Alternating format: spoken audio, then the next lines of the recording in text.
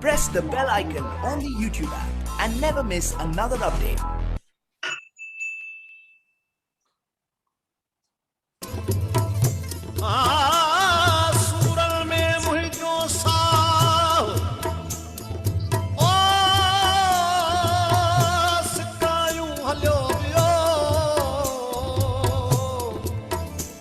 माताम मुझे मन में मचायूं हलो वियो मुद्दत खां बाद दाद ना हू संग दिल वरी दिल में विसाणी पाए तुखायूं हलो वियो अॼु खिली मोकिलायूं सुभां लॾे वेंदासीं सुभां लॾे वेंदासीं अॼु खिली मोकिलायूं सुभां लॾे वेंदासीं सुभां लॾे वेंदासीं सुभां लॾे वेंदासीं जुए छॾे वेंदासीं सुभां लॾे वेंदासीं जुए छॾे वेंदासीं अॼु खिली मोकिलायूं सुभां लॾे वेंदासीं सुभां लॾे वेंदासीं अॼु खिली मोकिलायूं सुभां लॾे वेंदासीं सुभां लॾे वेंदासीं सुभां लॾे वेंदासीं जुए छॾे वेंदासीं सुभां लॾे वेंदासीं जुए छॾे वेंदासीं अॼु खिली मोकिलायूं सुभां लॾे वेंदासीं सुभां लॾे वेंदासीं अॼु खिली मोकिलायूं सुभां लॾे वेंदासीं सुभां लॾे वेंदासीं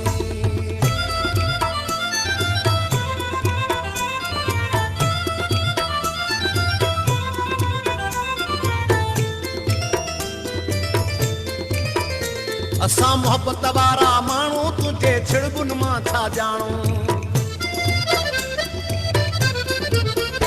असां मोहब्बत वारा माण्हू तुंहिंजे छिड़बुन मां छा ॼाणूं इहा मोहब्बत सां हिते छॾे वेंदासीं इहा मोहब्बत सां हिते छॾे वेंदासीं अॼु खिली मोकिलायूं सुभां लॾे वेंदासीं सुभां लॾे वेंदासीं अॼु खिली मोकिलायूं सुभां लॾे वेंदासीं सुभां लॾे वेंदासीं सुभां लॾे वेंदासीं जुए छॾे वेंदासीं सुभां लॾे वेंदासीं जुए छॾे वेंदासीं अॼु खिली मोकिलायूं सुभां लॾे वेंदासीं सुभां लॾे वेंदासीं अॼु खिली मोकिलायूं सुभां लॾे वेंदासीं सुभां लॾे वेंदासीं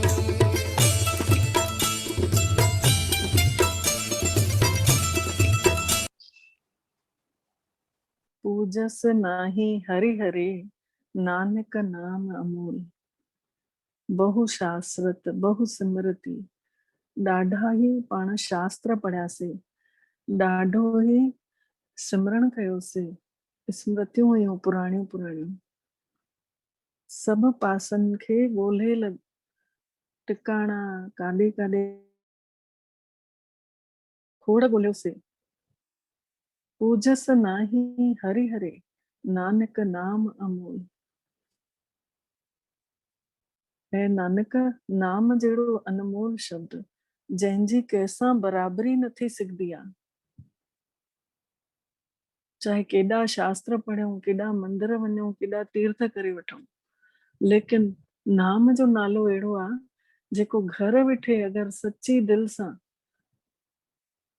पूरो प्रेम सां अनुभव करे उन परमात्मा जे स्वरूप खे ऐं यादि कयूं था त पाण खे ॾाढी प्राप्ति थी थिए अॼु जी अष्टपदिया जाप ताप ज्ञान सब ध्यान मंत्र जाप कयासीं धूणियूं बि लॻायूंसीं ज्ञान बि ॿुधासीं ध्यान बि करे ॾिठासीं खट शास्त्रत सिमरत वख्यान एतिरियूं धार्मिक पुस्तकूं पढ़ियूंसीं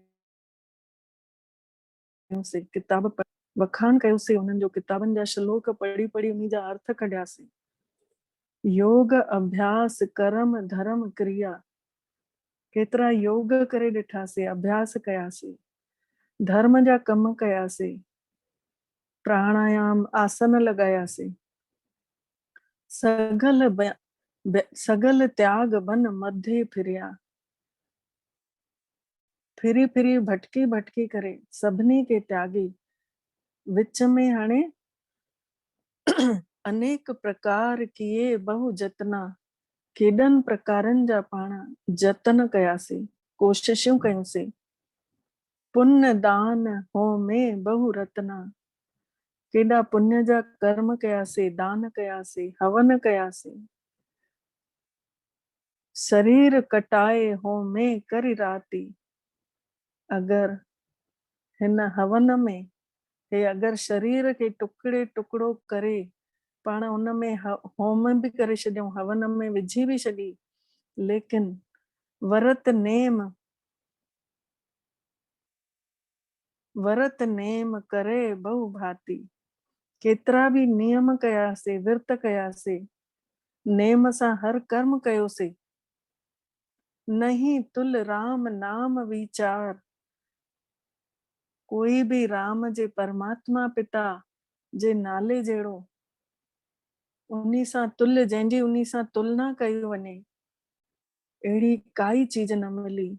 नानक ना गुरमुख नाम जपिए एक बार, ऐं नानक गुरमुख बणजी हुन नाम जो नालो हिकु भेरो छड़ो वरते अगर दिल सां,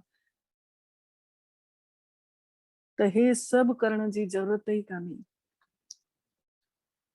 नयो खंड पृथ्वी फिरे चिर जीवे, हीअ पृथ्वी 9 हिस्सनि में बाटियल आहे, उन्ही में भी फिरूं अगर, चाहे लंबी उम्र हुजे, महा उदास तपी सर थी वे, केतिरा भी वॾा तपस्वी थी करे, तपस्वी मूर्त महान भी ठही वञूं तपस्या करे करे, अगन माए हो मत परान, चाहे अग्नि में असांजा प्राण हो होम थी वञनि, कनक अश्व हैवर भूमि दान, चाहे असां घोड़ा दान कयूं, चाहे जमीन दान कयूं, चाहे कणक दान कयूं, निवली कर्म करे बहु आसन, केतिरा भी योग आसन ॾाढनि प्रकार जा करे ॾिसूं, जैन मार्ग संजम अति साधन, कठिन साधना थींदी आहे, जंहिंमें कि उहे सांस के ॿाहिरि छॾे करे पेट के अंदर घुमाईंदा आहिनि, खाली पेट। त चइनि था पाठ में कि भई जैन धर्म जी कठिन साधना भी करे ॾिसूं अगर अहिड़ी, निमक निमक कर शरीर कटावे, चाहे थोड़ो थोड़ो करे पंहिंजो पाण के शरीर के कटे विझूं, तो भी होमे मैल न जावे, तॾहिं भी असांजी अंदरों जी मैल, अंदरों जी जेका किचड़ो भरियल आहे, जेको ॻाल्हियूं, जेको तेरे मेरे जो भाव, जेको अहंकार, जेका निवड़त ख़तम थी वई आहे, उहे सभु ख़तम न थी सघंदा। हरि को नाम संसर कछु नाही, परमात्मा पिता जे नाले जहिड़ो उन्ही जी बराबरी करण वारो कुछ भी कान्हे, कोई अहिड़ी शइ कान्हे जंहिंखे पाण हिन परमात्मा पिता सां जंहिंजी तुलना करे सघूं। नानक गुरमुख नाम जपत गत पाही, ऐं नानक गुरमुख बणजी प्यार सां उन्ही नाले जो जाप कंदे अगर उन्ही खे, उन्ही जी परमात्मा पिता जी किरणनि के पंहिंजे अंदर खणंदे, त उन्ही जहिड़ी काई शइ ई कान्हे, ऐं सदगति उते ई थियणी आहे। सदगति हिन नाले के यादि करण सां थियणी आहे। मुंहं सां वाहिगुरु वाहिगुरु चईंदासीं त उन्ही सां जिभ जा कर्म सुठा ठहंदा, पर आत्मा जेका खणी वेंदी उहा सिमरन खणी वेंदी, ऐं सिमरन जेको पाण कंदा आहियूं उहो सिमरन मुंहं सां मंत्र जाप करण सां न थींदो आहे, मौन में वेही छड़ो परमात्मा जी शक्तियुनि जो प्रकाश पाण खे पंहिंजे अंदर खणंदे वञिणो आहे, ऐं पंहिंजे स्वरूप खे भी हिन देह खे भुली करे पंहिंजे पाण खे आत्मा ॾिसूं। हिते जाते तिलक लॻाईंदा आहियूं, हिते इहा आत्मा वेठी आहे, ऐं हुन परमात्मा पिता जी शक्तियूं पंहिंजे अंदर समाईंदे थी वञे, समाईंदे थी वञे, इहो पाण खे अनुभव करणो आहे। मन कामना तीरथ दे छूटे, मन में जेतिरियूं इच्छाऊं आहिनि इहा इच्छा हर कंहिंखे हूंदी आहे कि तीर्थ करण वञूं, उते असांजी देह छुटे, उते असांजो शरीर छुटे ऐं असां आत्मा उते ई प्राण ॾियूं।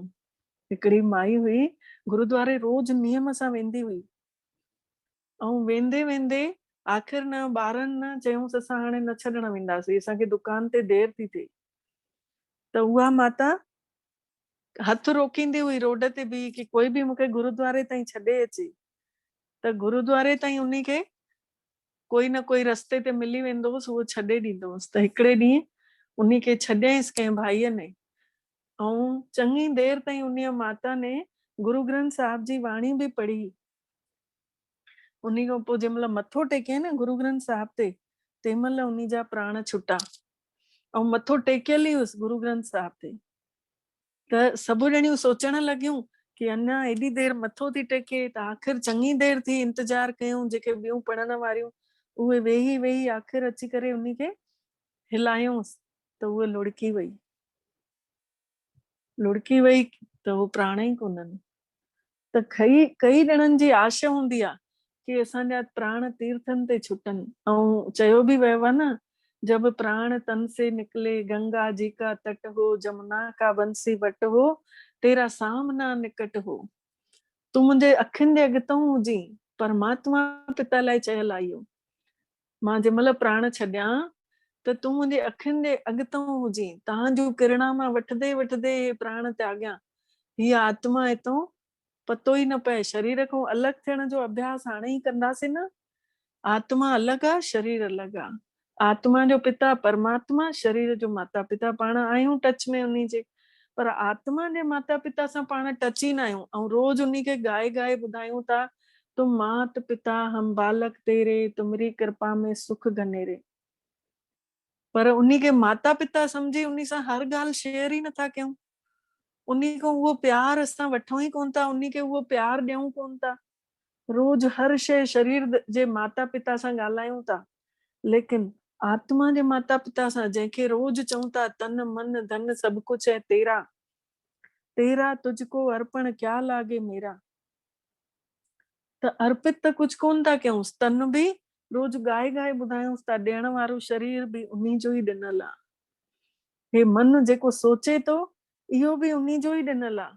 ऐं जंहिं भंडारे मां पाण खाऊं था, इहो भंडारो बि उन परमात्मा पिता जो ॾिनल आहे। त मन कामना तीरथ देह छूटे, मन में कामना हूंदी आहे कि तीर्थनि ते हीअ देह छुटे।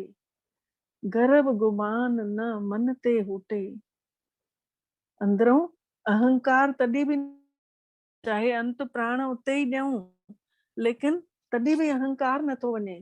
सोच करे दिन सर रात, चाहे ॾींहं राति स्नान छो न करे वठूं, मन की मैल न तन ते जात। शरीर खे भले साफ़ सुथरो रखूं, पर मन जी मैल काॾे वेंदी? उहा शरीर तां त वेंदी कान। इस देही को बहु साधना करे, हे शरीर जे लाइ पाण केॾा जतन था कयूं। सुबुह सां उथी सनान पाणियूं, उन्ही खां पोइ कंघी कयूं, कपिड़ा हर वैरायटी पाइणा आहिनि, वैरायटी रोटियूं खाइणियूं आहिनि, घुमण वञिणो आहे, हर शइ था कयूं शरीर लाइ, केतिरा न जतन था कयूं। इस देही को बहु साधना करे, मन ते कबहू न भिख्या टरे। तॾहिं बि मन तां उहो माया जो प्रभाव नथो टली सघे, काई न काई ॻाल्हि अची खीचे थी। जल धोवे बहु देह अनीत, चाहे हिन नाशवंत देह खे केतिरो बि पाणी सां धोई वठूं, सुध कहाँ होए काची भीत। त उहा अंदरों जी जेका पवित्रता आहे, उहा काथे थी शुद्ध थी सघे। मन हरि के नाम की महिमा ऊंच, हे मुंहिंजा मन, परमात्मा पिता जी महिमा ॾाढी ऊंची आहे। नानक नाम उधरे पतित बहु मूच, हे नानक ही तॾहिं विकारनि खां बची सघंदे, तॾहिं तुंहिंजी इहा मैल निकिरी सघंदी, जॾहिं तूं उन नाम जी महिमा खे अंदर आणींदे। बहुत सियाणप जमका भव व्यापे। ॾाढियूं ई चतुरायूं करे तो वठे इंसान। जेको भी चतुराई कंदा आहिनि उन्हनि खे काल जो भी भव थींदो आहे। अनेक जतन कर तृष्णा न धरापे। केतिरा भी जतन करे वठूं पर उन्हनि जी प्यास बुझे ई कान थी। तॾहिं भी बार बार हिक इच्छा पूरी कर, ॿी पहले ही तैयार पई आहे। ॿी खे पूरी कर, टी पहले तैयार पई आहे। भेख अनेक अगन नहीं बूझे। इहा अग्नि खत्म ही नथी थिए। केतिरियूं भी पोशाकूं मटियूं था पिया, केतिरा भी आइटम खाऊं था पिया, पर इहा इच्छा रूपी अग्नि तृप्त ही नथी थिए। कोट उपाव दरगाह नहीं सीझे। कोई उपाय जैसा कि कामयाब थी सघूं उहो नथो समझ में अचे। छूटस नाही ऊब पयाल। चाहे वो माण्हू पाताल में छिपे चाहे आसमान में, बची न सघंदो आहे। मोह व्यापे माया जाल। उहो मोह में फसी थो वञे, हिन माया जे चक्कर में फासी थो वञे पियो। अवर करतूत सगली जम डाने। असांजूं करतूतां असांजूं करतूतां यमराज खे त सभु पतो आहे। गोविंद भजन बिन तिल नहीं माने। हिन महिल पाण अगरि रती भर बि चङो ॼाणे पंहिंजो पाण खे, रती भर बि अगरि परमात्मा जो भजन ॻायूं था, पर रती भर बि मन नथो मने। जंहिंमहिल सिमरण करण वेह तंहिंमहिल ज़रूरी ॻाल्हियूं थी यादि अचनि। जंहिंमहिल सिमरण करण वेह तंहिंमहिल ज़रूरी कम वारियूं मायूं थी अची वञनि, खीर वारो थो अची वञे। ईअं छो थो थिए? छोकी माया में पाण लिपटियल पिया आहियूं। ऐं उहो ई उपाय उन्ही जो खोजे, उन्ही जो उते करे करे उन्ही खां पोइ वेहूं, ताकी कोई असांखे डिस्टर्ब बि करे न त असां उन्ही खे छॾे न सघूं। सिमरण खे कलाक त हिकिड़ो कढूं, जंहिं 24 कलाक असांखे ॾिना आहिनि, असां उन्ही जे लाइ हिकिड़ो कलाक नथा कढी सघूं। केतिरी शर्मसार वारी ॻाल्हि आहे। असां पंहिंजे माउ पीउ खे केतिरो समय ॾियूं था न। ईअं ई आत्मा जो बि त माता पिता आहे। अॼु मोबाइल खे केतिरो चार्जिंग में लॻायूं था कि हिकु डंडी न हुजणु घुर्जे, फुल चार्ज हुजणु घुर्जे। शरीर खे बि 3 टाइम रोटियूं था खारायूं, चांहियूं था पीआयूं, नाश्ता था खारायूं, फल था खारायूं, पर आत्मा जे लाइ असांखे हिकु कलाक जो समय कोन्हे जंहिंमें कोई असांखे डिस्टर्ब न करे सघे। हरि का नाम जपत दुख जाई। परमात्मा पिता जो नालो सिमरण करण सां ही दुख ख़त्म थींदा वेंदा आहिनि। बशर्ते कि पाण खे जंहिंमहिल आत्मा सम्झी पोइ परमात्मा पिता खे यादि कयूं, तॾहिं उहे दुख घटि थींदा। अगरि शरीर सम्झी पाण कयूं था त कॾहिं बि दुखनि जो घटि थियनि ई कोन था। नानक बोले सहज सुभाए। ऐं नानक तुंहिंजी अजल अडोल अवस्था थी वेंदे अगरि प्रेम सां भरपूर थी करे तूं उन्ही नाम जो नालो जपे त। 4 पदार्थ जेको मांगे। 4 पदार्थ कहिड़ा? धर्म, अर्थ, काम और मोक्ष। जंहिंखे इन्हनि शयुनि जी लोड़ लॻल आहे, लालच, साध जना की सेवा लागे, उहे साधु संतनि जी सेवा करण लॻंदा आहिनि। जेको अपना दुख मिटावे, जेको पंहिंजो दुख खे मिटाइण थो चाहे, हरि हरि नाम हृदय सद गावे, त उन्ही खे परमात्मा पिता जो नालो हृदय में हमेशा ॻाईंदे रहणो घुर्जे। जेको अपनी शोभा लोरे, जेको पंहिंजी सूंहं चाहे तो संसार में, साध संग इह हउमय छोड़े। पोइ उहो संतनि जो संग करे ऐं पंहिंजी मैं खे छॾे ॾे। जेको माण्हू पंहिंजी अगरि सुंदरता चाहे थो, जेको गुणवान माण्हू हूंदो आहे न, सिंपल कपिड़ा बि पाईंदो आहे त उन्ही खे उहे जचदा आहिनि। ऐं जेको अभिमानी हूंदो आहे उहो चाहे केॾा बि ऊचा लटा पाए पर उन्ही जी सूंहं ई न निकिरंदी आहे। त हिन में चवनि था कि जेको अपनी शोभा लोरे, जेको पंहिंजी सूंहं चाहे थो कि मुंहिंजी संसार में नालो थे, सूंहं थे, साध संग इह हउमय छोड़े। संतनि जो संग करे ऐं मैं छॾे ॾे। तो सूरदास जी जो हिकिड़ो दोहो बि आहे, जब मैं था तब प्रभु नाही, अब प्रभु है मैं नाही, प्रेम गली अति साकरी, जामे दो न समाही। जंहिंमहिल मां चईंदा हुयासीं तंहिंमहिल त प्रभु किनारो करे वरितो हुयईं, ऐं जंहिंमहिल हाणे सभु चऊं था कराइण वारो कराइनि था पिया त मां छॾिजी वई आहे। ऐं भगवान जो प्यार एॾो सकरी गली आहे, अगरि मैं कंदासीं न त कॾहिं बि अॻिते वधी न सघंदासीं। परमात्मा असांजे अॻितों कॾहिं ईंदो ई कान। ऐं जंहिंमहिल चईंदासीं तूं कराए, तेरा तुझको अर्पण, गुरु नानक जन बि 13 ताईं गिनती गिणदा हुया। तेरा तुझको अर्पण चईंदा हुया, मूंखे इन खां अॻिते न ईंदी आहे। संसार वारा 13 नंबर अनलकी चईंदा आहिनि ऐं मां चईंदी आहियां 13 नंबर लकी आहे। तेरा तुझको अर्पण कंदे हलूं, से परिवार भी तुंहिंजो अथई दाता, तूं ही ॾिनो अथई, हे रोटी भी तुंहिंजी ॾिनल था खाऊं, हे घर भी तव्हांजो ॾिनल आहे। अॼु ओड़ो मेडिटेशन भी कंदासीं जंहिंमें महसूस थींदो कि सभु शइ उन्ही परमात्मा पिता जी ॾिनल आहे।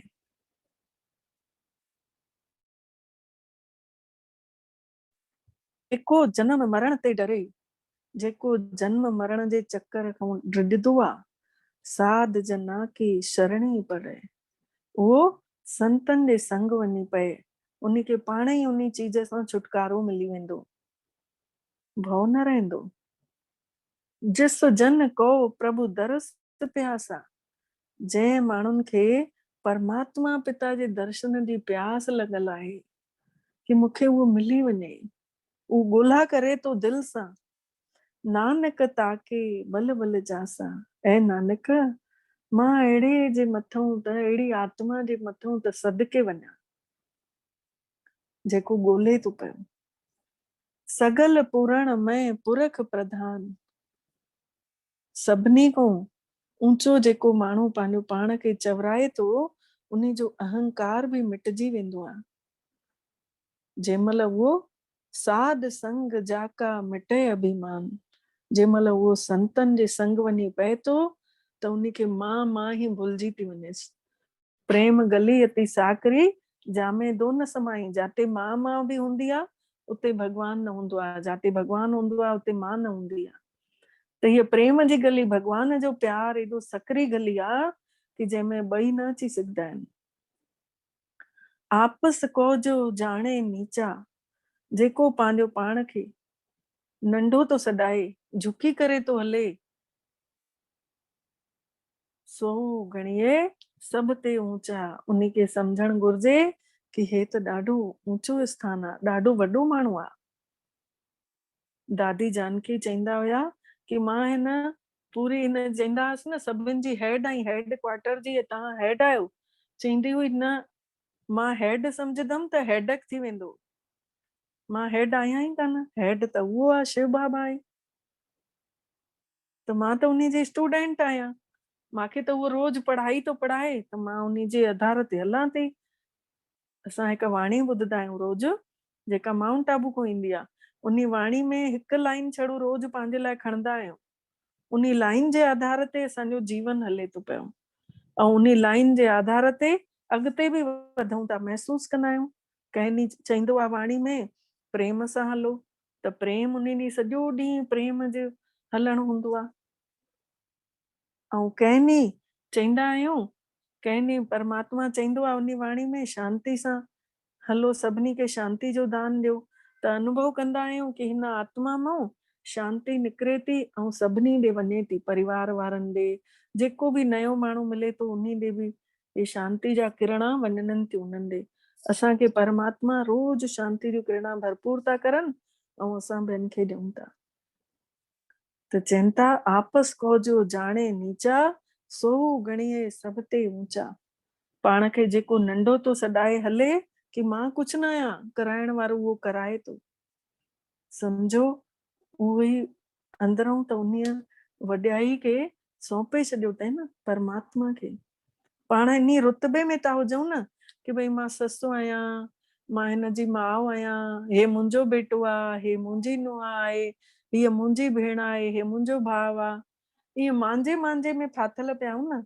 ऐं वॾो रोज चऊंसि था तेरा तुझको अर्पण, तुम मात पिता हम बालक तेरे, ये सब बच्चा तई तुंहिंजा, ये सब आत्माऊं तई, तू ही माता पिता आहीं। त जंहिंमहिल इन खे प्रैक्टिकल पाण घर में बि यूज़ कंदासीं न कि न हे सब बच्चा उन्ही परमात्मा जा आहिनि, ठाकुर आहिनि, हिननि खे मूंखे पालण जी भगवान ने जिम्मेदारी ॾिनी अथई।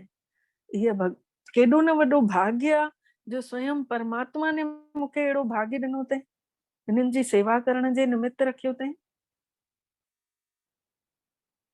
त चवनि था जाका मन होए सगल की रीना, जंहिंजे मन में परमात्मा पिता जे लाइ चरणनि जी धूल अनुभव करण जी आहे इच्छा, हरि हरि नाम तिन घट घट चीना।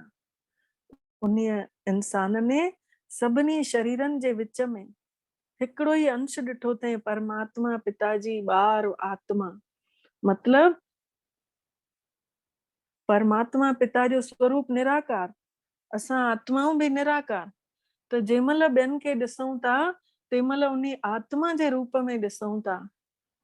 त हर शरीर जे विच में उहा आत्मा थी नज़र अचे, तिलक जाते लॻाइनि था उते नज़र थी अचे हीअ आत्मा वेठल आहे, हीअ बि परमात्मा जो बंदो आहे। पोइ पाण जे दिलि जे मथां हथु रखी ॾिसो कि भई पोइ पाण खे उन जे प्रति गुस्सो ईंदो कि प्यार ईंदो? भगवान जो बंदो आयो आहे त प्यार वधंदो न, उहो प्रेम जो सागर आहे न परमात्मा, त असांखे प्यार करण तो सेखारनि पिया। उहो शांति जो सागर आहे त असांखे शांति में रहण था सेखारनि। त हरि हरि नाम तिन घट घट चीना, उन हर शरीर जे विच में उहो आत्मा पहचाने वठदो आहे कि हे त परमात्मा जो बंदो आहे। मन अपने ते बुरा मिटाना, मिटजी थियूं वञनि, पेख सगल सृष्टि साजना, हर इंसान में उन्ही खे मित्रता थी वञेसि, उहो उन्ही सां सृष्टि, सॼी सृष्टि में उन्ही जी दृष्टि मटिजी थी वञे। उहो ॾिसे थो सभिनी खे आत्मा जे रूप में, त सॼी सृष्टि उन्ही जो दोस्त था नज़र अचनि, कंहिंसां कोई दुश्मनी कोन्हे। सुख दुख जन सम दृष्टिता, उन्ही जे लाइ सुख दुख सभु हिक ई दृष्टि समभाव तो अची वञे। चईंदा आहिनि न गानो ठहियल आहे, तेरे फूलों से भी प्यार तेरे कांटों से भी प्यार। मतलब दुख अचे तॾहिं बि इन्ही में बि भलो छिपियल आहे, इन्ही में बि काथे न काथे मुंहिंजो ई कल्याण छिपियल आहे, तॾहिं हे दुख अॼु आयो आहे। अॼु दुख न पवनि हा त एतिरो परमात्मा पिता खे दिलि सां पाण यादि कयूं हा। हेॾनि ॾींहंनि खां सुखनि में हुयासीं ऐं हाणे दुख पिया आहिनि त यादि कयूं था न।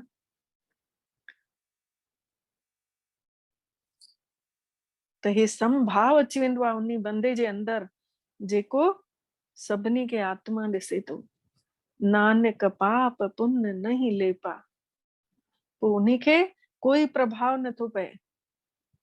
पाप चढ़ियल आहिनि त उहे कटिजी वेंदा सिमरण करे करे, ऐं पुण्य कर्म कंदे तो हले त उन्ही जा वधदा वेंदा पुण्य कर्मनि जी कमाई, छोकी गॾु गॾु सिमरण तो हले न। सॼो सार सभिनी शास्त्रनि जो सार सिमरण आहे, ऐं सिमरण करण जो तरीक़ो इहो जेको मेडिटेशन करायूं था, इहो तरीक़ो आहे सिमरण करण जो।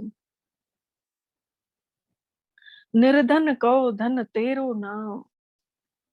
जेको निर्धन आहे उन्हीं जे लाइ धन्य धन जेको आहे नाम रूपी धन आहे। धन कोन्हे, अज्ञानता में आहे। ऐं अगरि उन्हीं खे ज्ञान मिली थो वञे, नाम जो धन मिली थो वञेसि, त पंहिंजो पाण ज्ञान जो भंडार वधंदो वेंदो सिमरण करे करे। निथावे को नाम तेरा थाम। जंहिंखे आसरो कोन्हे उन्हीं खे बि तुंहिंजो आसरो तो मिली वञे नाम जे नाले सां। निमाने को प्रभु तेरो मान। जंहिंखे आदर नथो मिले उन्हीं खे परमात्मा मिले तो त हर कोई आदर भी तो दे। सगल घटा को देव दान। सभिनी खे ॾियण वारो त पाण परमात्मा दाता उहो ई आहे न, दान ॾियण वारो। चाहे ज्ञान जो दान तो दे, चाहे नाम रूपी धन तो दे, चाहे शक्तियूं तो दे, चाहे गुण तो विझे। हे ॿुधायूं भी था त केर तो ॿुधाए। हे परमात्मा पिता जी शक्ति आ, करण करावण हार स्वामी आ उहो पाण। उन्हीअ जा ही गुण आहिनि जे ॿुधाए तो सघे आत्मा। करण करावन हार स्वामी, सगल घटाके अंतर्यामी। सॼे संसार खे रचण वारो, जंहिंखे कोई अॼु ॾिसी नथो सघे, ऐं पर सची दिलि आ, जंहिंखे खोज आहे, उहा त आत्मा उन्हीं खे अनुभव थी करे न। अॼु रोज अमृत वेले उथूं था त उथी करे रोज अनुभव कंदा आहियूं न त कि मूंसां गॾु आहे। शुरूआत जे ॾींहं जी शुरूआत जंहिंमहिल अमृत वेले सां थी वञे, जंहिंजी गुड मॉर्निंग परमात्मा सां थी थिए, त उन्हीं जो ॾींहुं केॾो सुठो वेंदो। उन्हीं खे सॼो ॾींहुं आत्मा खे केॾी ताक़त हूंदी।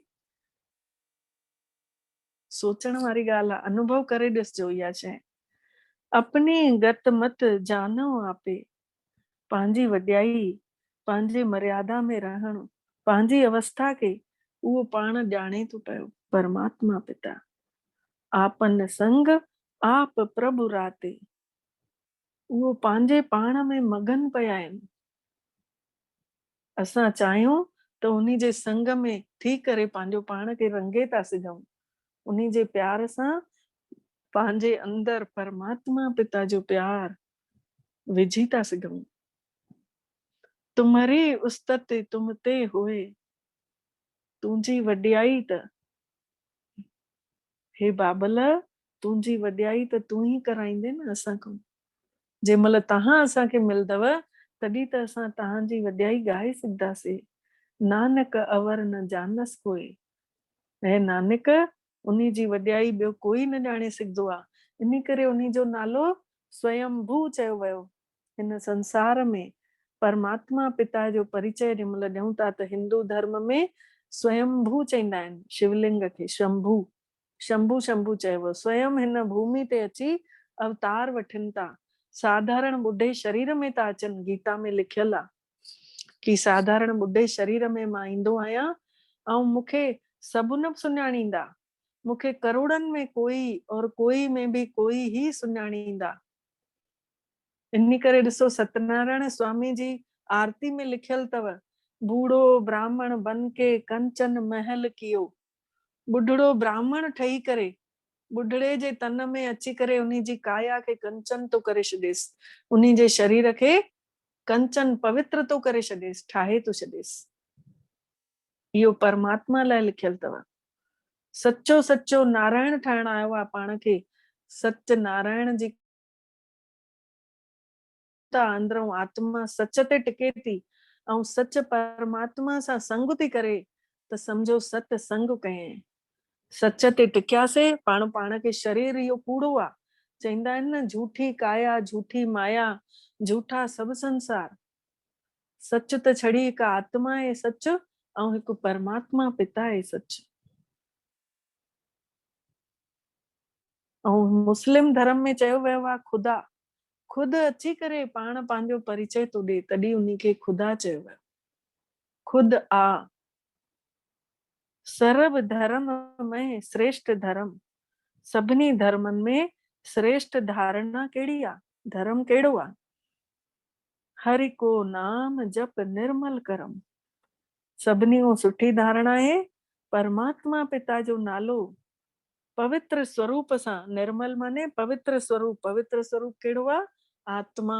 2.5 अखरनि जो शब्द आत्मा। त उन निर्मल आत्मा स्वरूप में टिकी करे कर्म कर, उहो सभिनी खां सुठो धर्म आहे। सगल क्रिया में उत्तम क्रिया, सभिनी खां सुठी क्रिया ऐं सभिनी खां सुठी धार्मिक रस्म कहिड़ी आहे? साध संग दुर्मत मल हिरिया। संतन जे संग सां जेका हीणी बुद्धि हूंदी आहे, जेका घटि बुद्धि हूंदी आहे, उहा बि मैल जेका आहे बुद्धि मां दूर थी वेंदी आहे। सगल उद्दम में उद्दम भला, सभिनी खां ऊंची मेहनत मां सभिनी खां सुठी मेहनत कहिड़ी आहे? हरि का नाम जपऊं जीअ सदा। परमात्मा पिता जो नालो हे जीव तू हमेशा जपदो रहो, अंदर ही अंदर। कुछ ॻाल्हाइणो न आहे, मौन में रही ऐं उन सिमरण खे पींदो रहूं। उहे किरणा परमात्मा पिता जूं सिज वांगुर सोने जूं किरणा लहनि थियूं ऐं असां सभिनी में अंदर समाइजंदी थी वञनि। ईअं सोचूं त सम्झो इहो सिमरण थियो, इहो सभिनी खां सुठो संग थियो असांजो। साध संग दुर्मत मल हिरिया। असांजी मत जेका आहे, बुद्धि थी वई आहे किनी, मैल भरिजी वई आहे मन में, त उहा दूर थींदी वेंदी इन मेहनत करण सां। हरि का नाम जपऊं जीअ सदा। अंदर ही अंदर हे जीव हमेशा उन हरि जो सिमरन कंदो रहो। सगल वाणी में अमृत वाणी, सभिनी वाणियुनि में अमृत वाणी कहिड़ी आहे? मिठी वाणी कहिड़ी आहे? जेका सभिनी वाणियुनि खां सुहिणी वाणी आहे। हरि को नाम हरि को जस सुन रसन बखाणी। आत्मा के जीवन दान ॾियण वारी, आत्मा जो जीवन उजागर करण वारी जेका जिभ खे रसना थी ॾे पई, उहा वाणी सभिनी खां अमृत वाणी आहे। जंहिंसां उन वाणी सां पाण पंहिंजो पाण खे आत्मा अनुभव था कयूं। सगल थान ते ओ उत्तम थान, सभिनी हृदय खां सभिनी खां सुठो हृदय, जंहिंखे ऊंचो हृदय चयो वञे, सुठो स्वच्छ हृदय चयो वञे। नानक जंहिं घट वसै हरि नाम। ऐं नानक जंहिं हृदय जे अंदर परमात्मा पिता जे नाम जो नालो वसजी वियो आहे, सभिनी खां सुठो उन हृदय खे चयो वेंदो। अच्छा, ओम शांति। हाणे मेडिटेशन कंदासीं, अनुभव कंदासीं कि कीअं सिमरण कयूं, कीअं आत्मा परमात्मा जो घर वेठे अनुभव करे। मां आत्मा नरण जे विच में जाते तिलक लॻाईंदा आहियूं, उते मां आत्मा वेठल आहियां। हिन शरीर जे सभिनी खां ऊंचे स्थान ते, सभ पासे खां बुद्धि खे मन खे हटाए करे पंहिंजो ध्यान हिन भवन जे विच में जाते तिलक लॻाईंदा आहियूं, इते ध्यान केंद्रित कयूं। मां हिन शरीर जी मालिक आहियां। मुंहिंजी बुद्धि आत्मा जे मथां एकाग्र थी वई आहे। मां सितारे वांगुर निरड़ ते चमकां थी पई। पंहिंजे ओरिजिनल स्वरूप खे ॾिसूं था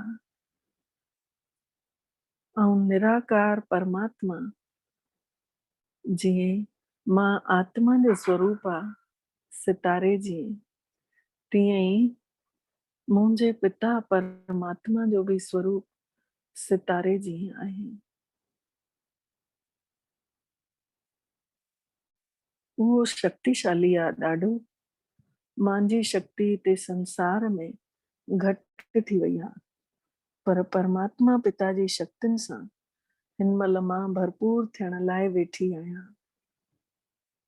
पाण सभु अनुभव कयूं था कि शिव बाबा निराकार ज्योति स्वरूप असांजे मथों छटरीअ वांगुरु अची बीह रहनि।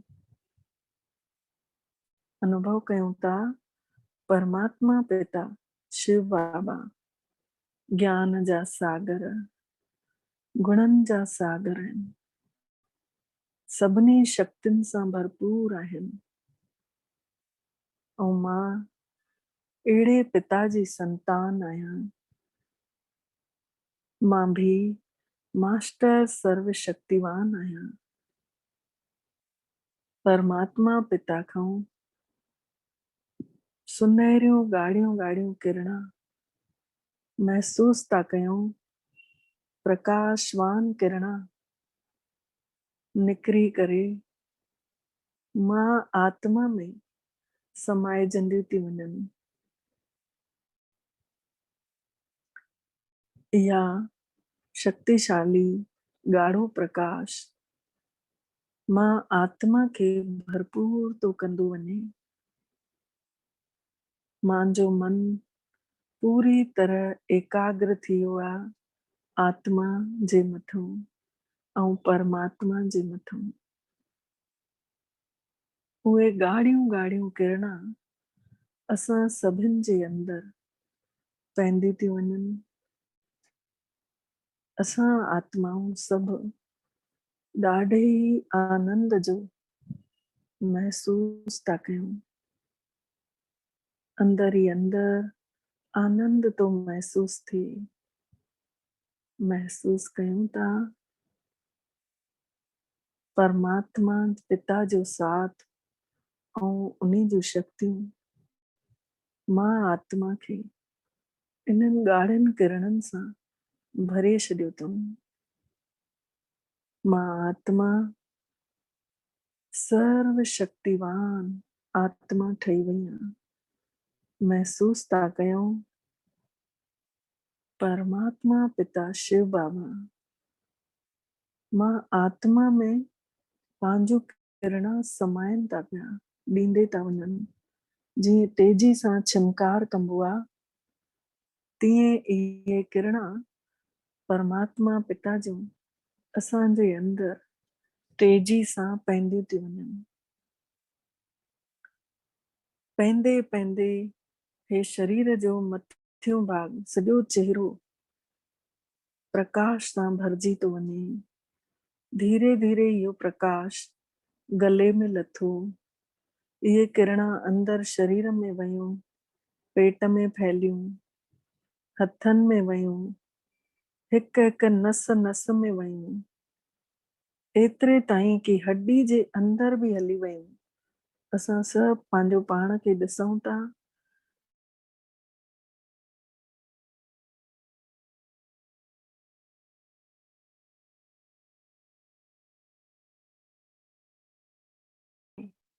वेंदी थी वञनि ऐं सॼो शरीर परमात्मा पिता जी शक्तियुनि सां भरिजी वियो आहे। ॻाढ़ी ॻाढ़ियूं किरणनि सां हे शरीर चमके थो पियो। जीअं त मां आत्मा मां हे तेजोमय प्रकाश निकिरी करे पूरे शरीर खे ॻाढ़ो करे छॾियो अथई।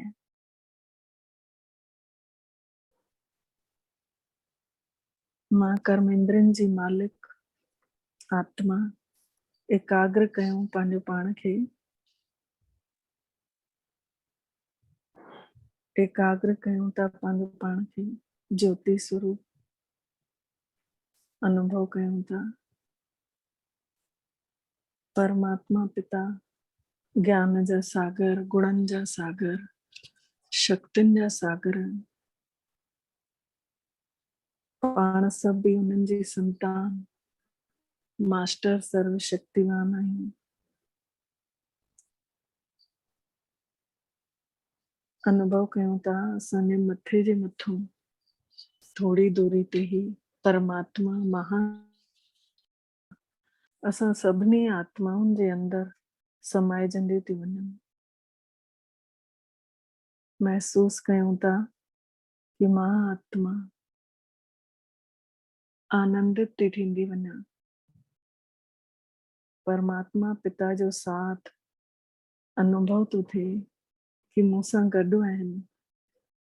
महसूस था कयूं उन जूं शक्तियूं किरणनि जे रूप में